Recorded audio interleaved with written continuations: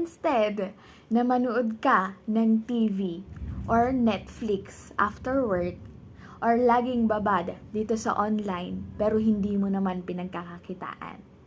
Paano kung sabihin ko sa'yo na kahit hindi ka content creator, vlogger, or TikTok affiliate ay pwedeng-pwede kang kumita dito sa online?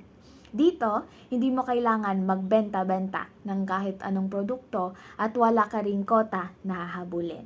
Ibig sabihin, hindi ito online selling or dropshipping. Ang kailangan mo lang gawin ay ang mag-copy and paste. Maliban dyan, magre-reply ka lang sa mga clients mo, local and international. And syempre, dito, hindi mo kailangan maging magaling mag-English or Tagalog dahil scripts are provided.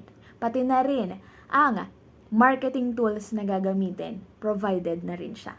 Ang kailangan mo lang dito ay cellphone, good internet connection, at syempre, at least 3 hours per day para gawin ito. Ngayon, kung ikaw ay interesado, mag-comment ka sa baba ng video na ito para maturuan kita kung paano ang gagawin mo. And see you sa inbox ko!